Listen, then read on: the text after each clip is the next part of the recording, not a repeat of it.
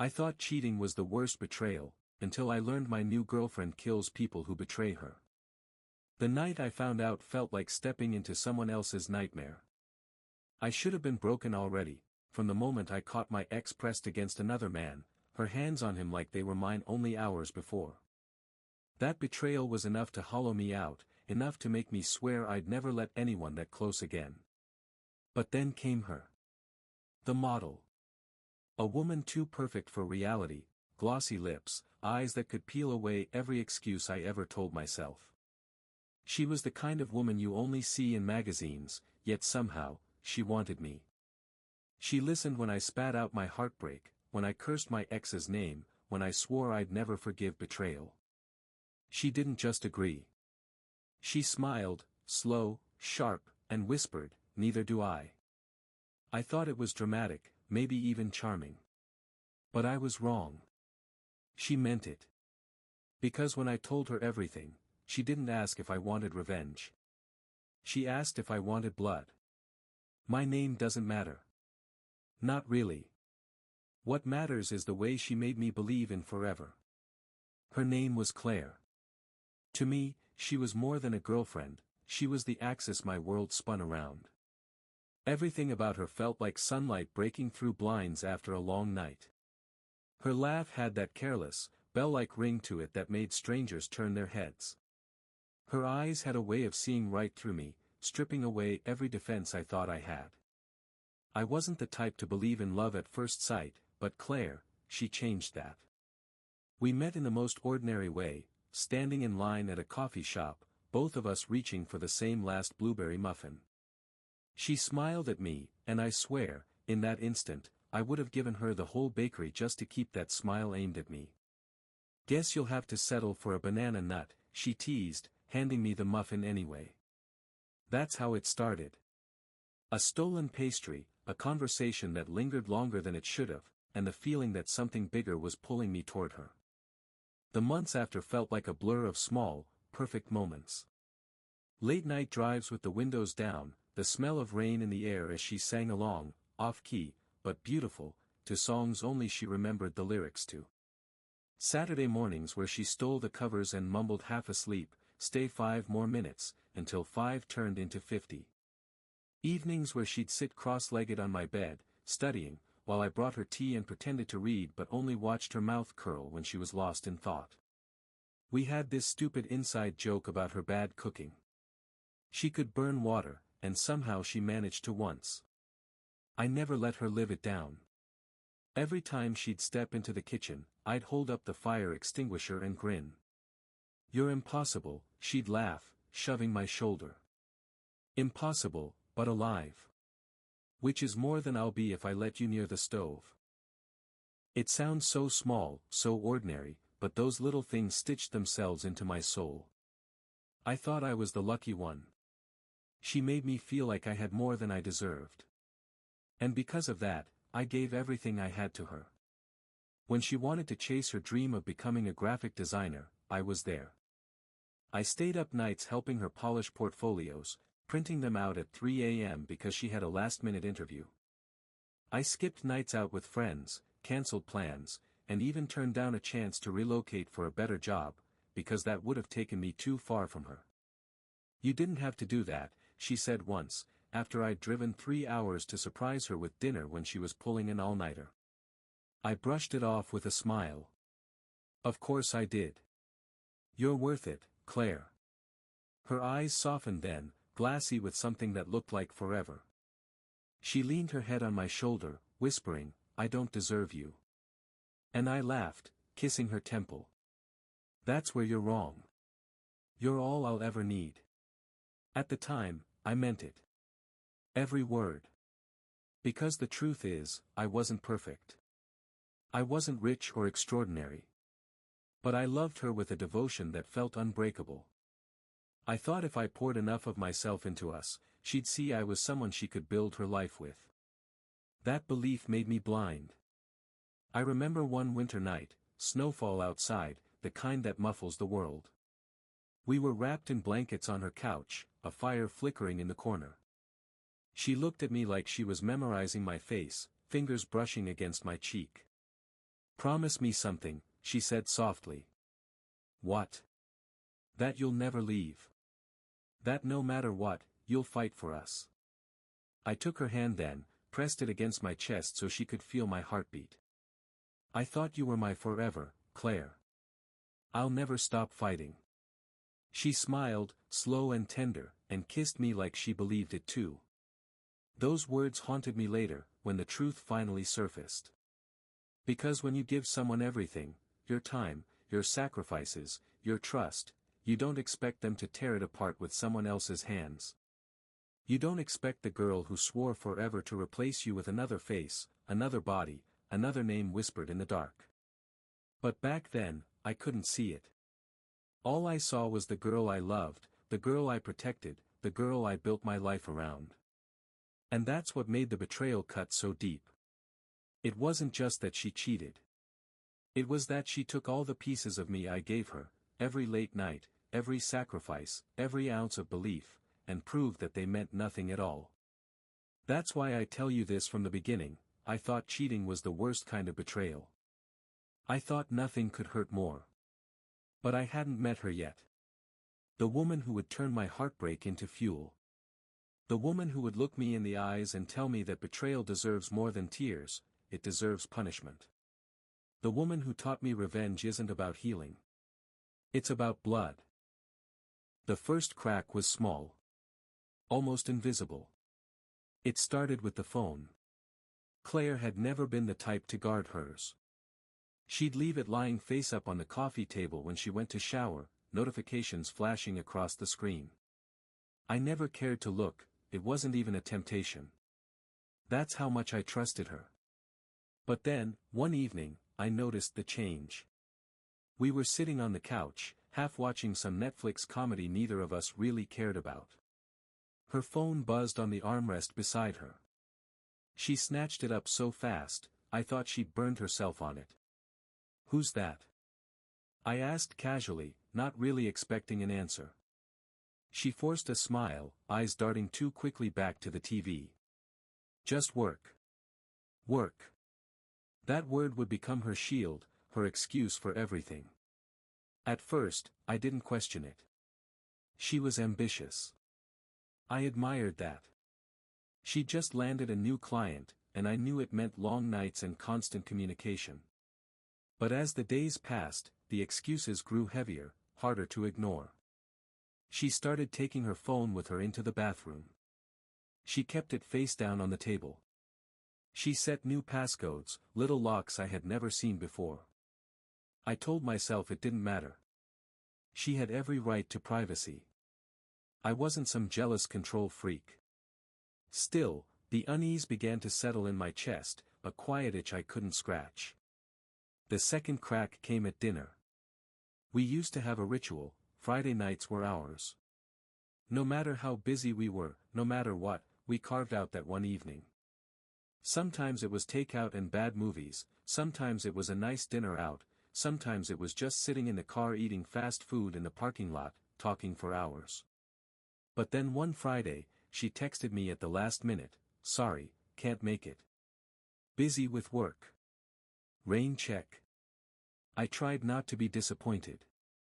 I told myself it was just one time. But then it happened again the next Friday. And the next. When I asked her about it, she sighed like I was being unreasonable. "Come on, you know how much this client means to me," she said, tucking her hair behind her ear. "This project could change everything for me." "I know, Claire," I said gently. "I'm not mad. I miss us." She leaned over then, kissed my cheek, her lips soft and warm. "I miss us too. Just a little longer, okay? Once this settles, it'll go back to normal." I wanted to believe her. God, I needed to. But things didn't go back to normal. Her laughter didn't come as easily. Our conversations felt thinner, like string stretched too tight. I'd talk, and she'd nod distractedly, her eyes flicking to her phone. She was there with me physically, but her mind was somewhere else, somewhere I wasn't allowed to go. And when she touched me, it was different. Her kisses were shorter, her hugs looser, her body turning away even as her arms wrapped around me. I told myself I was imagining it. That stress was changing her, not love. That she still cared, just differently. But the cracks widened, no matter how hard I pressed my hands over them. The third crack nearly split me open. It was a Wednesday night, raining hard enough to blur the city lights into smeared colors. I had finished work earlier than expected and decided to surprise her. I picked up her favorite Thai food, the one she always begged for when she had a long day. I drove to her place, rehearsing the look on her face when she saw me standing there, soaked, grinning like an idiot with food in hand. But when I pulled up, I froze. Her apartment window glowed with warm light. And through the blur of rain on the glass, I saw her silhouette. She wasn't alone. There was someone with her. A taller figure, standing close. Too close.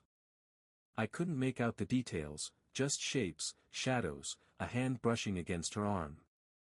Her head tilted back, and even through the glass, even through the rain, I could feel it, the intimacy. The closeness I thought belonged to me. The food slipped in my hands, the bag tearing slightly as containers rattled inside. I stood there for what felt like hours, rain soaking me to the bone. My heart pounded so hard I thought it might crack my ribs. But then I blinked, and the shapes shifted. Maybe I had imagined it. Maybe it was just a trick of the light, the storm, my tired mind painting monsters where none existed. That's what I told myself as I walked back to my car, food still clutched tight. I didn't knock on her door. I didn't call her. I drove home in silence, convincing myself over and over again, it wasn't what it looked like. It couldn't be. Because if it was, then everything I believed in, everything I built with her, would collapse. The next time we saw each other, I studied her face for signs. She smiled at me, kissed me hello, and asked about my day. Everything felt normal. Too normal, almost rehearsed. Long week? I asked, watching her closely. She nodded, exhaling sharply. You have no idea. This client is draining the life out of me. I swallowed hard. You know I'm always here, right? If you need help, or just me. Her eyes flicked to mine for just a second, then darted away. I know, she said quietly. And I appreciate it. But it didn't sound like gratitude. It sounded like guilt. The cracks became harder to ignore after that. The way she'd flinch slightly when I reached for her phone. The way her texts came at odd hours, her lips twitching into secretive smiles she quickly erased when she noticed me looking. The way she pulled away when I leaned in, muttering about being tired, always tired. One night, lying beside her, I whispered, "Are you happy?" She stirred, half asleep. What do you mean?" "With me," I said.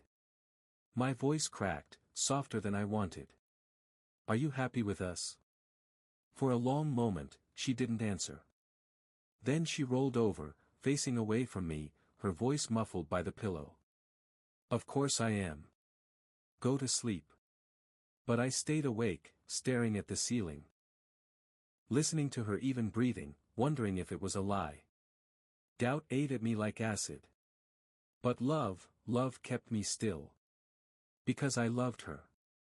Even when the evidence stacked higher, even when the silence grew heavier, I clung to the memory of us, of laughter, of promises, of forever whispered by firelight. I told myself I was being paranoid. That I was projecting my own fears onto her. That if I just held on a little longer, if I just kept believing, it would all make sense again. I didn't want to be the jealous boyfriend. I didn't want to accuse her without proof. So I kept quiet. I swallowed the unease. I painted over the cracks, pretending the walls weren't already crumbling. But deep down, I knew. I knew something was breaking. And I knew I was too afraid to face the truth. Looking back now, I see it clearly, the red flags waving right in front of my eyes, the warning signs screaming at me. But at the time, all I saw was Claire, the woman I loved, the woman I refused to believe could betray me. Because betrayal wasn't supposed to happen to people like me. It was something you heard about in stories, something that happened to other people. Not to the boy who gave up everything for love. Not to the man who thought forever was written in someone else's eyes. But betrayal doesn't care about devotion. It doesn't care about promises or sacrifices. It comes quietly, like a shadow at the edge of your vision. And by the time you turn to face it, it's already inside, tearing everything apart. And for me, betrayal was only beginning to show its teeth. The night the truth shattered everything began so ordinary, it makes me sick to remember. It was a Saturday. Claire had told me she'd be working late, client deadlines, she said, with that tired smile I had learned not to question. I wanted to believe her. I always wanted to believe her. But something inside me was restless that night. Maybe it was the way she'd looked away too quickly when I kissed her goodbye. Maybe it was the memory of that shadowed figure in her apartment weeks earlier.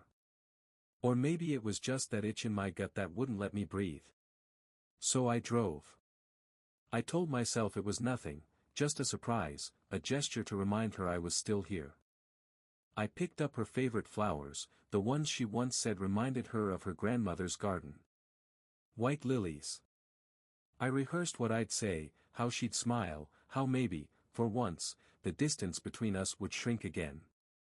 But when I reached her building, everything inside me screamed. Her car was there. The lights in her apartment were on.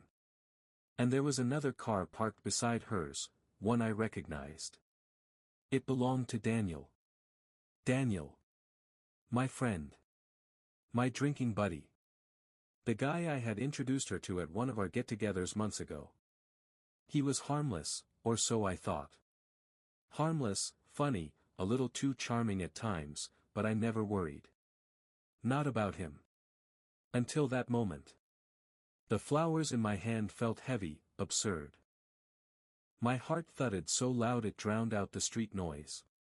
But I forced myself up the stairs anyway, my chest tight, palms sweating. At her door, I paused. I almost knocked. I almost called her name. Instead, I turned the handle. Unlocked. The door swung open, and in an instant, the world stopped. Claire was there. Claire and Daniel. Not working. Not tired. Not busy with clients. She was tangled in sheets, her skin bare, Daniel's arms around her. Her head tilted back in laughter that stabbed me deeper than any knife could. Because it wasn't just the act, it was the intimacy. The joy. The way she looked at him like he was hers, like I never had been. The flowers slipped from my hand, falling soundlessly onto the carpet. They both froze. Her eyes went wide, lips parting, 1,000 excuses dying before they left her mouth. Daniel's face drained of color, guilt splashed across it like blood. Claire, I whispered. My voice didn't sound like mine. She sat up, clutching the sheets to her chest, eyes flashing not with shame, but irritation. As if I had interrupted her.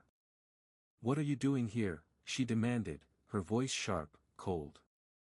I stared at her, at them, at everything I had built collapsing in an instant. What am I doing here? What are you doing here? With him? Daniel muttered something, scrambling for his clothes. Man, I didn't mean. Shut up. My voice broke into a roar I didn't recognize. I turned back to Claire, my chest heaving. How long? Her lips pressed into a thin line. For a second, I thought she might deny it, might try to paint it as some misunderstanding.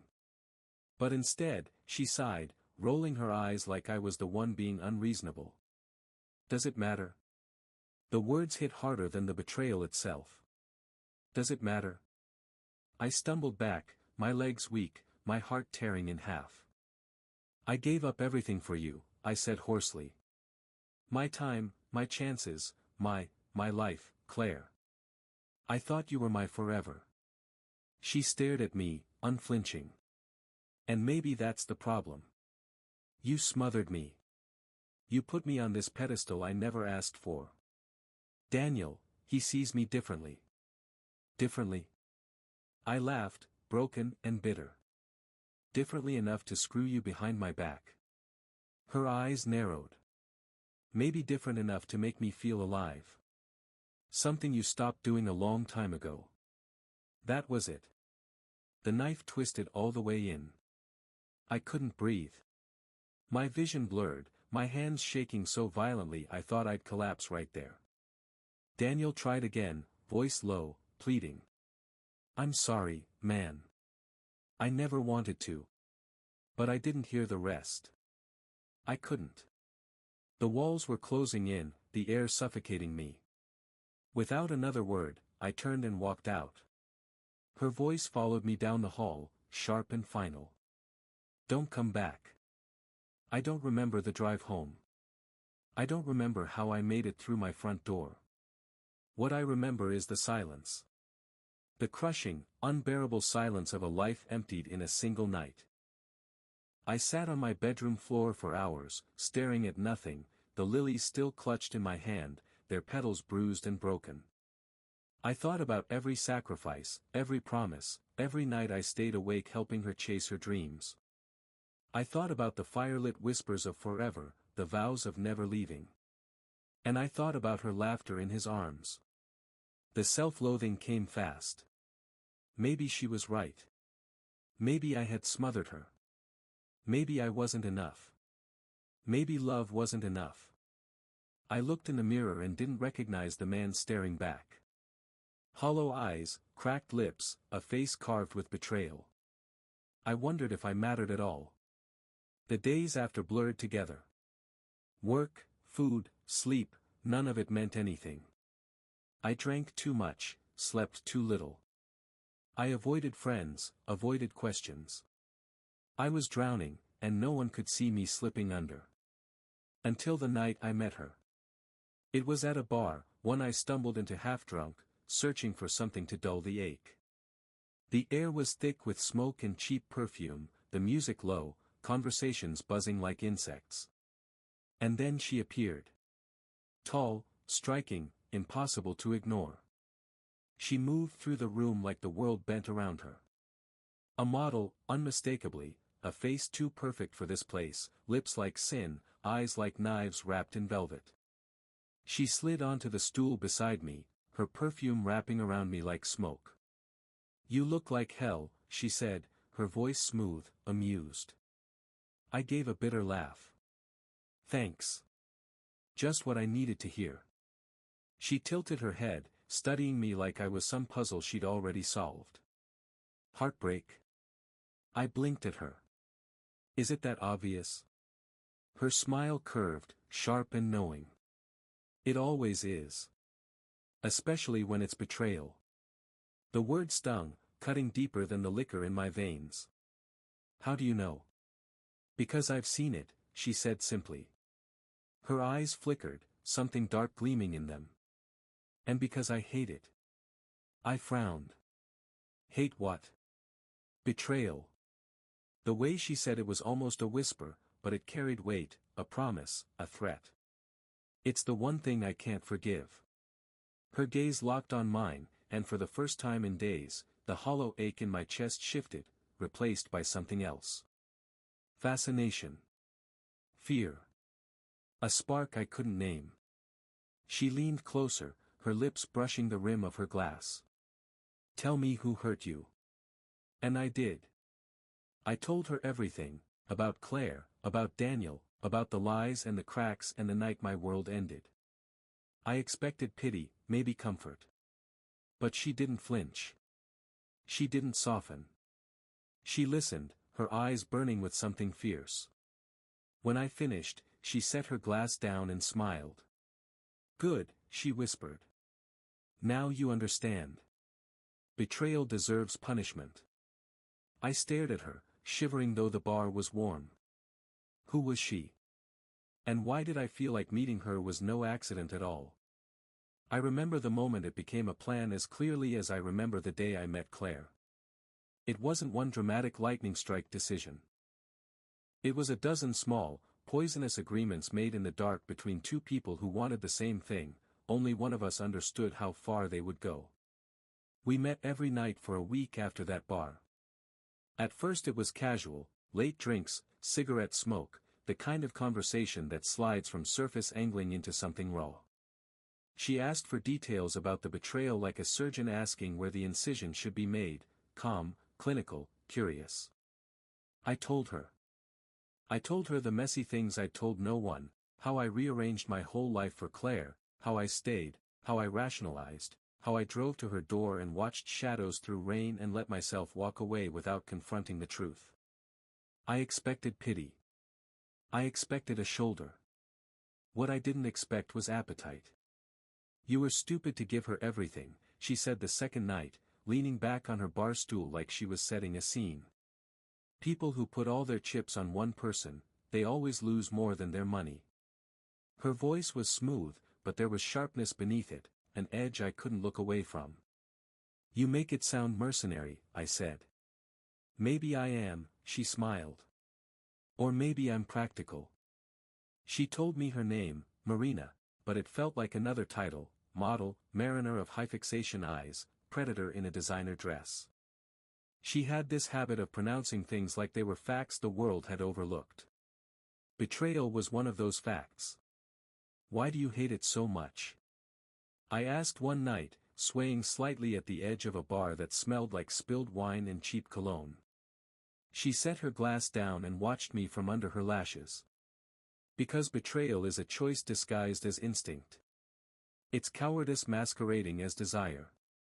You break someone's life for a cheap thrill and then you expect forgiveness. No. People like that don't get to walk away. Her certainty terrified me. It thrilled me too. From that sentence, the arc of everything that followed started to bow. She made me list every hurt, every slight. I spilled betrayal into sentences like a confession, names, dates, the precise moments that had felt like knives. You deserve better than excuses, she said. You also deserve something else. Justice? I asked, naive enough to believe in clean words. She laughed, and there was a metallic sound in it. Justice is a courthouse. Justice is slow. Justice is for people who want closure. Punishment, real punishment, has a different taste. It's personal. It's perfumed with humiliation and permanent marks. She used the word like it was a recipe I should memorize. My stomach turned and my hands went numb. We moved from the bar to her apartment. It was minimal and immaculate, like a stage set. Tall windows, cold marble counters, a closet that looked like a boutique. She made me tea and asked me exactly how Claire smelled the night I left, what the apartment smelled like, what flowers I'd brought. I told her, and she filed it away as if planning a portrait. You're helping me with the outline, she told me later, when my head buzzed from the whiskey. You have details I don't. Tell me everything you think matters. Leave nothing out. So I told her everything. I gave her the sacred inventory of my life with Claire, because telling it aloud made the pieces feel less mine and more like material. It made them easier to repurpose. We built a map of grievances. Not a literal map, this was one of those moments where my brain wanted the practical, and she smiled like she was enjoying my literalism. No, the map was a narrative, who will be humiliated, where the smear will hurt most, which parts of Claire's life were fragile and which were armored. What does she care about? Marina asked once, circling a pen on a pad like she was signing off on fate. My job, I said without thinking. Her freelance reputation, she's getting clients because she's charming on the pitch. I hated that I was cataloging her vulnerabilities. It felt obscene and necessary all at once. And Daniel? Is he a soft point or a strong point, she asked. A weak point, I said. He's arrogant, but not careful. He likes the applause. Saying it made me recoil. Of all people, Daniel, my friend, had been the other body in the bed when Claire promised forever. Naming him aloud made my tongue taste of ash. She nodded. Good. Over the next weeks, our planning was a ritual. We met in public and in private. She coached me into a voice that would cut, sharp sentences to send to mutual friends, a few carefully placed emails with attachments that suggested impropriety, grainy, ambiguous images, slightly edited messages we made look like infidelity logs. Nothing explicit. Never explicit. The point was not to show a smoking gun so much as to suggest there were fires everywhere. She taught me the rhythm of rumor, how you seed a thought and let embarrassment do the rest. There were moral alarms that rang inside me at odd hours. Sometimes I'd wake with my heart pounding and the blanket tangled around my legs and ask, out loud, "What are we doing?" She would sit across from me, pouring tea, the light catching on her cheekbones. "You really don't want her to see you fade away like a sad anecdote, do you?" she'd say. No, the answer was always immediate, an involuntary defense. "And you think she should feel something worth a memory of you?" she asked. "That she should taste the consequence of her choices?" Yes, I admitted. Saying it felt like stepping off a cliff and liking the weightlessness. "That's good," she said. "Because feeling is corrosive." I remember a particular night when my hesitation almost broke us. I'd slept for 3 hours, woke from a dream where Claire was apologizing, where she was pressing her forehead to mine and saying every soft cruelty a lover could say to make it right. I called Marina, voice low, a tremor in it. "I don't know if I can do this," I told her. "I don't want to be, monsters. I don't want to be her." She came over immediately, like storms know how to find the same ruined landscape. She sat on the edge of my bed, thumb tracing the scar on my knuckle I'd gotten from falling off a bike as a kid. "You are not her," she said. "You are not the person who made you this. You are someone she made hungry. That's not a crime. It's an emergency." "But if we hurt them, if I become the thing I hate," I started. Her face softened for a fraction of a second. Then she touched my cheek, and the touch was colder than steel. "Listen," she said. "People like Claire and Daniel, they place themselves above consequence because they never imagine someone will take them down without a court or a law. They assume the system will do the moral polishing. But the system is slow. It won't humiliate them. It won't strip away their applause. We will." There was logic in her words, practical cruelty dressed in high fashion. I wanted to hate the calculations. Instead, I felt relief. The calculation gave me permission. It was as if she'd opened a book and handed me the appendix so I could find a path through the guilt. We tried softer things first. We leaked a series of rumors to mutual acquaintances, little, cleverly timed confessions that made people look and then look away. The gossip did its small, mortal work. A client cancelled Claire's pitch, an acquaintance stopped inviting her to weekend brunches. The humiliation rippled. It soothed and it stung at the same time. I watched her shrink in communal space and felt a counterintuitive swell of vindication. But Marina wanted more. She wanted architecture, not smudges. She wanted consequences that stayed. She wanted Claire to lose more than social standing. She wanted something that could not be rebuilt by charm or time. That's when she suggested public exposure, an art exhibition sabotage, a staged conflict at a client meeting, anonymous drops of images and receipts that suggested the kind of moral rot people love to point fingers at. She spoke in metaphors sometimes. "We will rewrite the narrative," she'd say, and once a story is rewritten, people read it forever. Every time she moved the discussion toward ruin, I felt the old, soft version of me, kid who gave up a job, boy who loved storms, pull at the hems of my resolve. I fretted about career consequences, legal trouble, the ethics of revenge. But the nights I'd been awake, the image of her in another man's arms haunted me like a beating. Marina harnessed that haunting and shaped it into a motor I couldn't stop. There were setbacks. Not legal ones, at least not yet, but human obstacles. Once, a mutual friend confronted me, eyes clouding. "Don't become them, Man, he said, voice raw. You're acting like you're punishing them and you're the judge. Two wrongs. You don't know what it's like, I said, too loud. The voice shocked me, it was not mine. He left, and his retreat felt like a freezing wind across my soul. For a night I nearly stopped.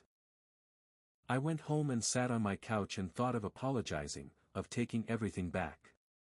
I even drafted a message to Claire, short, honest, something that might admit to the wrongs on both sides and ask for closure.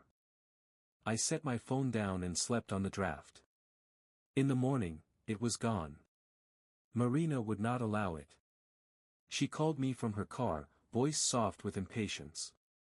Are you backing down? She asked. I can't. I don't know if I can become like this, I confessed.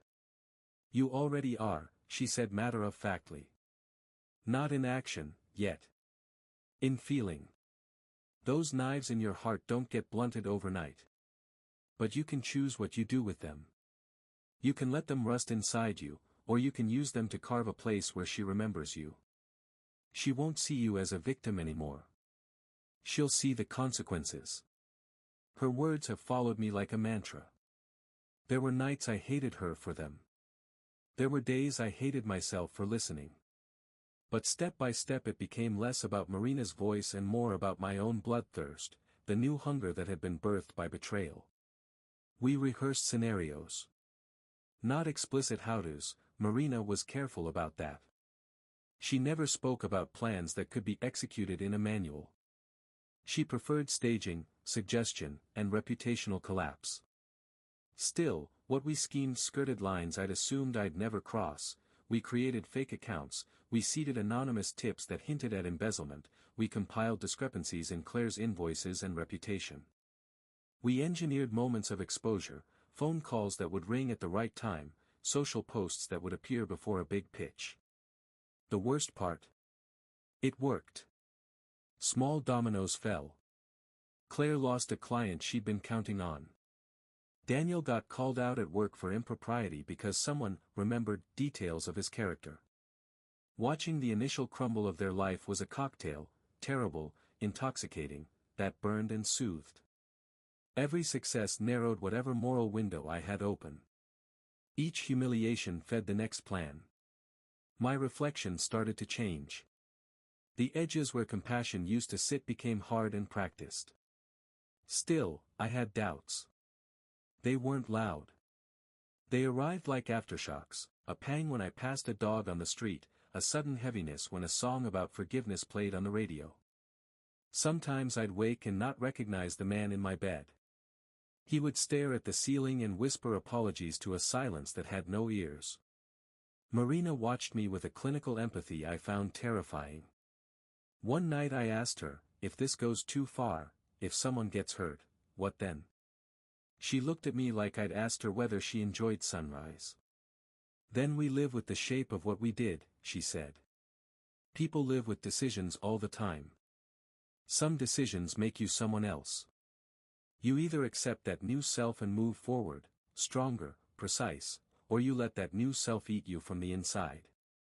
Her acceptance of consequence, any consequence, was part of what drew me deeper. I wasn't the only one who had been taught to barter humanity for meaning. Marina's moral scale was different, she had little use for common decency when she saw it as weakness. Where I felt doubt, she felt proof that we were alive. The last important setback came when Claire, who sensed she was being targeted, reached out. She sent a text that was simple, raw, "Are you okay? I'm sorry." I read it under fluorescent light in Marina's kitchen and my hands shook. The old reflex, sympathy, warred with the new, precise bitterness. Marina saw the text and smiled the way one smiles at a cat toy. "She's testing you," she said. "See how she offers forgiveness like a coin. She thinks that buys back what she threw away." "Should I answer?" I asked. She took the phone from me and typed slowly. "No. Don't call back. Don't give her another escape hatch." She handed the phone back like a prize. Let her reach for air and find it shattered. Cold. That was the word people would have used if they could see the blueprint of the man I was becoming. Cold and deliberate. But there were also gifts. I found new competence in planning. I learned how to read a room, how to watch smiles for cracks. I learned to gather small pieces of truth and reframe them into a narrative that people would believe. I learned that people's reputations were porous if you found the right lever. And through it all, there was the smaller, more dangerous pleasure of partnership with someone who admired your hunger and sharpened it. Marina celebrated each small victory with a private smile that made me feel valued in a way Claire never had in those last cold months. We became collaborators in a project that fed a different kind of love, one built on calculated retribution. At some point I stopped asking if I was becoming like her. The question itself started to feel naive. I was becoming someone new. Whether that someone was a monster or avenger depended on which side of the moral gallery you stood. What I knew with terrible clarity was that the plan was no longer hers or mine alone. It had momentum. It had teeth. And no matter what doubts licked at the edges of my conscience, I was too far in to walk back. The taste of betrayal in my mouth had been replaced by the taste of resolve, and Marina's voice, quiet, precise, implacable, kept shaping how that resolve would be used. We move when they're exposed, she'd say, always 3 steps ahead. When they're vulnerable and the world is watching. That's when reputations crack and don't reseal. Yes, I'd reply, and the single-syllable agreement felt like permission and damnation at once. We were ready. Or at least I thought we were. The next step, the part where theory turned into action, was coming. The guilt? It waited in the wings. The fear? It hummed like static. The certainty that I was not ever going back to that boy who believed in forever felt like a bone-deep resignation. Marina folded her hand over mine once, as if closing a contract. Once we start, she whispered, there's no undoing. But then, what is a life if you let your anger flatten you until nothing feels? I could have told her I wanted back the old light in my chest. I could have sworn I wanted only to heal. Instead, I tightened my grip around her hand and let the plan draw me in. I'm going to be honest up front, this is the part of the story where the air changes. The plan we'd rehearsed in cigarette smoke and wine becomes a machine. The small, clinical cruelties, the rumors, the cancelled pitches, spring leaks of consequence, and the machine eats them and asks for more. It wants an ending. We chose an evening for the execution because Marina liked symbolism. Weekends, she said, are when everyone lowers their guard. She dressed like a scissors. Black dress, hair pulled back so all the angles of her face were visible. She moved with the confidence of someone who has rehearsed other people's panic for fun. I was the bait. That role felt obscene and hollow at the same time. I was to be visible in places Claire frequented, to be a whisper she could not ignore. But Marina made sure my visibility carried suggestion, not desperation. She taught me how to look like an option, not a threat. It was part theater, part cruelty school. If theater makes it sound pretty, don't believe it, the rehearsal felt like sharpening a blade you don't want to admit you're holding. We started with Daniel. He was careless. Arrogant. He left tracks wherever he went, messages, half-drunk boasts, photos he thought would never be used against him. Marina liked loose threads, she liked finding them and pulling. One Friday, she emailed a client under a false name. It hinted at impropriety, no explicit accusation, just enough to coax curiosity. Another time, she leaked a pair of edited screenshots to a freelancer forum where Claire's pitch had been shared. The edits were clumsy, deep in the realm of rumor, but they were effective. Claire's phone started dying off with abrupt messages, calls that weren't returned, texts that grew colder. Her white-hot confidence, the thing that had always shone in pitches, flickered. I watched. My hands shook when her phone buzzed and I suspected it was another coup. I felt the small, guilty joy of seeing her stumble. It was a narcotic, relief mixed with ash. But Marina wanted architecture. Rumors were scaffolding. She wanted walls to fall. So she built a trap that sounded stupidly simple on paper, an accidental reunion at an industry party. Daniel would be curious and show up. Claire would be on the edge, a big pitch the next day leaving her restless. The event would be loud and crowded, perfect for misdirection. Marina called people she knew. She paid for certain favors. She whispered in ears. I was the accidental distraction. I'd laugh too loud in the right place. I'd look at Claire with an expression that suggested something the world would misread. We rehearsed micro-expressions. She coached me on the exact amount of wounded dignity to display. Not too angry, she told me. Mournful. Coiled. Let them imagine their triumph. It's better when they build it themselves. It worked. The party unfolded like a scene from a bad dream. Daniel swaggered in, shiny and cocky. Claire was luminous. I could tell she'd been practicing smiles for the pitch. People circulated. Drinks were spilled. Music soaked the room so that words became texture. At some point Daniel spotted Claire. He moved across the room, too quickly, overly casual. He put his hand at the small of her back and laughed at something she said. He didn't notice me watching. He didn't notice the way Marina's eyes narrowed behind the facades of measured politeness. He didn't notice how the room seemed to rearrange around a center he didn't see. Afterwards the ripple spread. A friend of Claire's texted me a nervous screenshot, a private message from Daniel that seemed to cross lines. Claire's pitch began to fray under nervous questions. Her clients asked small, pointed things about integrity. I felt the ground slope beneath her feet. I felt relief, and it tasted like copper. We weren't just orchestrating humiliation anymore. We were designing a collapse. And then the machine demanded a more permanent answer. Marina called it purging with clinical calm. I felt the word settle like a stone in my gut. Public ruin is short-lived, she explained one night, voice soft like she was reading a bedtime story. People will eventually stop whispering. But some stains, some final signatures, those last. You want them to remember they lost something that mattered. Isn't that cruel? I asked. I didn't want to be callous. There were nights I woke up and wanted to apologize to Claire and tell her I'd been a fool. I wanted to be the man who made amends and moved on. Marina shrugged, and for the first time I saw the depth of her real conviction. Cruelty is a tool, she said.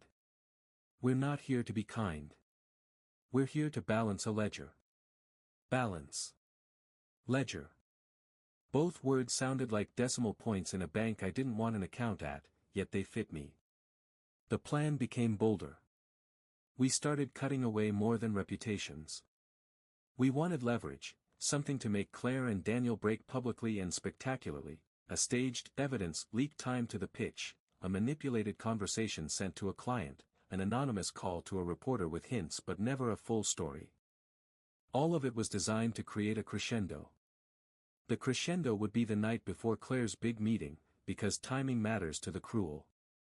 I will not share specifics here. Not because this is some journalist's secret, but because what happened then is not a how-to. It's a descent. It's the moment I realized I had stepped into a story that would not have a neat moral at the end. On the night of the crescendo, I watched Claire on the edge of a knife. She called me, texted, then stopped herself. She walked the city like someone who had been robbed of the map to her future. Daniel's presence in her orbit was a loose wound she kept poking. People pulled away. The pitch faltered under the weight of whispered doubt. I watched the unraveling and told myself this was necessary. It was justice. It was fair. And then Daniel threatened something I had not bargained for, retaliation. He cornered me once in a parking deck, loud and brash and dangerous in a way that revealed his cowardice. He accused me of orchestrating slights. I listened, my breath slow. I felt something shift inside me, a cold distance that had nothing to do with the man I'd been before Claire. Daniel's arrogance was a raw nerve. Watch your back, he spat. You'll regret this. His throat moved with the words, and I remember thinking, he meant it in a primal way. He meant it like a promise. I told Marina. She smiled, pleased, like a player with a checkmate in view. Good, she said. It proves he feels threatened. Fear bends people. But fear is a hungry thing. And when people are hungry, they act. The night fell apart in a way I didn't foresee. Daniel got reckless. He started drinking in bars where people record fights on their phones. He started messaging clients with angry, unhinged texts. He began to look like a danger to himself. In his downfall, other doors opened, the sort of things that make people stop and notice. The machine picks at those doors. Marina changed her tone when the world demanded hard choices. You need to be ready. She said it not as a question but as a truth, either we help the machine along or we let it choose its own chaos. She preferred the kind you steer. The night it tipped, we drove to a place I still see when my eyes close. It was not a remote cabin cliché. It was a small, nondescript apartment someone left vacant. Marina had rented spaces before. She liked places that recorded the wrong history, furnishings that whispered something both domestic and staged. She moved quickly, efficiently, like a surgeon setting a tray. She gave me a choice that was not a choice. If you walk away now, she said softly, you walk away with the man you were. If you stay, you walk with me and the person you will be. I remember thinking about the man who brought lilies to a door and the way those lilies wilted in my hands the night it all ended. I remember the hollow ache of betrayal that had been gnawing at me and how Marina had fed it until it became a roar. I chose the roar. We drove to Daniel's last known bar, and I called him. I said things, soft, dangerous things I still hate hearing replay. I asked him to come outside. I told him there was someone who wanted to talk. The voice on the other end cracked with suspicion, then condescension, then, lower, curiosity. He came anyway. What happened in the alley is something I have tried to forget and failed. I will not script it into instruction. We did not plan the exact mechanics. I will not give you a map to harm. What I can say is this, when a man who thinks himself untouchable finds himself suddenly exposed, his fear is a loud, animal thing. The sound of it will chase you for years. Daniel's fight turned fast and ugly. I remember flailing limbs, a wet sound that could have been a boot against his side, the scream that isn't cinematic because it happens in real life and shreds something inside you. I remember crouching on the cold concrete and feeling the smell of rain and metal and the copper of panic. Marina stood there in the doorway, all composed fury, watching the world she had arranged constrict. She didn't flinch. Her hands were clean. She had a small look of satisfaction, like an architect finally watching a building stand. When it was done, the alley smelled of rain and ruined pride. Daniel lay still. Claire's name felt like a bell toll. For several long seconds I could not move. My hands were shaking so badly I could not form a coherent thought. The part of me that had once told mouse tales to children had retreated so far it felt like ghost-thin memory. Marina walked past me to the car. She moved like a person who had rehearsed grief and found it was unnecessary. We leave now, she said, voice even. We left. The city hummed around us like it had no idea a life had been altered in its margins. For a while I thought the worst thing would be if someone recognized me. For a while I thought the worst thing was being caught. But the worst thing is not being caught. The worst thing is recognizing yourself in the silence afterward. We drove home in a haze. Marina suggested ways to redirect the machine's hunger, stories that would cast Daniel as an unstable liability. She arranged text messages she would send anonymously. She purred over the way reputations dipped on certain forums. She was surgical. I was numb. Claire texted that night. Where are you? Daniel's missing. The words were small and brittle. I stared at them and felt sharp, useless shame. I didn't answer. Marina did not answer. She put her hand on my leg once, a small gesture that sealed whatever bargain had been struck. I did not realize then that the brush of her fingers had replaced the warmth I used to find in Claire's head on my chest. What followed was a slow, terrible unspooling.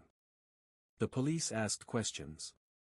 People noticed when Daniel did not appear at a scheduled event. Someone found him in an alley and that was that. All the looking and scanning and logic created a narrative easily pushed into a dark corner. Marina fed it like a careful gardener, pruning away what might point toward us. We were not careless, we were careful in a way that made me sick. And all the while, the machine demanded more. An exposed lover, a bruised career, a public shaming, those were the crumbs. Marina wanted the main meal, the end. She wasn't satisfied with the ruin. She wanted elimination of the possibility that those people could ever harm someone again. She spoke of finalities like a woman describing a perfume. My hands trembled with the knowledge of what we had already done. I thought, this is the edge. There will be no return beyond it. Marina watched me with an odd tenderness that matched nothing I knew. Sometimes she would hum a tune while making coffee. Once she laughed softly at a television show and the sound was the same one the nurse made when she read a test. I began to see the outline of what I had become. That night in the alley, something inside me slid into place and rusted there. I had looked at Daniel's face as it turned from arrogance to fear. There had been a second where I could have stepped away, where I could have refused the final push. I didn't. I helped steady the edge. I helped conceal the scene just enough. I helped lie when the truth would have been an admission. When the police started asking more questions, because in the end, someone always asks, the first thing I felt was not fear for myself. It was a creeping, stomach-sickened shame that I had joined someone who could do this and not flinch. Marina's hands were steady. Her alibi was precise. I repeated what she told me, the night we were elsewhere, the drinks we'd had, the people we'd seen. I told small truths and large lies and found my mouth could carry both. The climax is not a single moment. It is a series of shutters falling, of choices repeated until you cannot see your hands anymore. I had thought revenge would be a single torch to light a room. Instead it was a slow burn that consumed more than the thing you wanted gone. In the days that followed, Claire's world cracked wide. She lost a pitch she had worked for years to land. Her friends kept a wary distance. Her emails went unanswered. Rumors salted her inbox. She sent me one message, why? That I read and put down like a hot coal. Marina spoke fewer words after that. She watched the aftermath like a sculptor observing her statue from different angles. She did not gloat. She did not need to. The work had been done. The ledger had a new balance. But the balance did not feel like peace. It felt like a freeze. The boy who had once stood in a cafe reaching for a blueberry muffin with a stranger had died somewhere along the way. In his place was someone who had seen a wound and chosen to feed it until he and his companion had become the wound. We drove one night, just the two of us. The city lights blurred. Marina held my hand and said, "You did what you had to." It was not a question.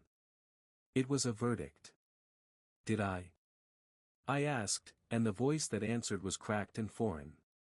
Did we stop them from hurting anyone else? We stopped them from hurting you again, she said. It was then that I understood the final twist. Her hatred of betrayal was not abstract. It was a doctrine. It was a litany that justified acts that would scar me for life. When she said she hated betrayal most, she meant she would never forgive it and she would punish it with whatever means she saw fit. I had thought I wanted to be remade. I had thought I wanted someone to take my wreckage and shape it into a kind of justice. Instead, I had handed my wreckage to a woman who mixed retribution and appetite into a recipe I could not stomach. At the end, there was a sharp, bright moment that felt like fate's cruel black humor. Claire sent one last message, "I'm sorry for hurting you." I typed something, what, I cannot say I remember, and then deleted it. I looked at Marina and for a second, for the first time, I saw a flicker of something like fear in her eyes, not for what we had done, but for what we had become.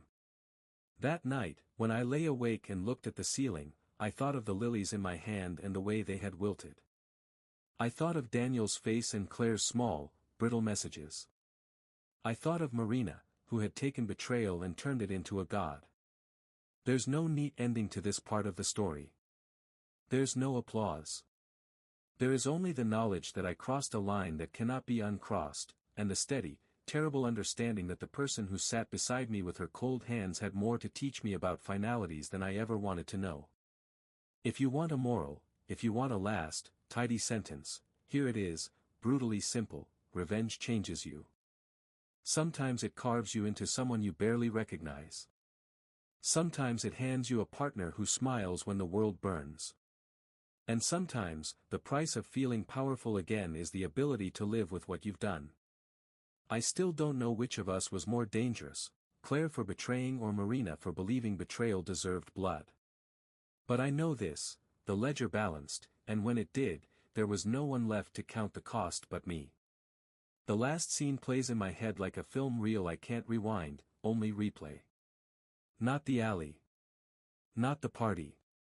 Not even Claire's cracked voice in those late messages. No, the scene that haunts me most is quieter. It's Marina and I, sitting in her apartment after everything is done. The city hummed beyond the glass, neon lights washing her white walls in broken colors. She poured wine with a surgeon's calm, slid a glass across the table, and looked at me like I was the final piece of some sculpture she had been carving all along. "You've changed," she said.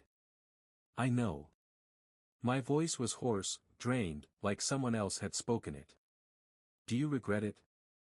I thought about Claire's betrayal, about Daniel's arrogance, about the roar of anger that had kept me upright when I should have collapsed. I thought about Marina's steady hand guiding me, shaping me into someone capable of action, someone colder, harder, unrecognizable. "I don't know," I admitted. She smiled then, not warm, not cruel, but something in between, like a shadow. She leaned closer, her perfume curling through the silence. "Good. Regret is just another kind of weakness." Her eyes held mine too long. I realized in that moment how little I understood the woman sitting across from me. She had hated betrayal with a fever I couldn't match. She had turned my pain into a weapon because it suited her doctrine, her obsession. And I had followed. She set her wine down, folded her hands, and tilted her head slightly. Her voice dropped to a whisper, almost tender. "I told you, didn't I? I hate betrayal more than anything. And now you know what I mean." The air between us froze. Her fingers brushed mine, light, delicate, almost affectionate, until her nails dug just enough to sting. "Because if you ever betray me," her smile widened, sharp and quiet, "you already know what happens." I stared at her, my heart stumbling, and realized the cruelest twist of all: betrayal had brought me to her, and now it chained me to her. The glass of wine trembled in my hand. And the only thought I could cling to, as the city lights flickered across her face, was this. I thought cheating was the worst betrayal, until I learned my new girlfriend kills people who betray her.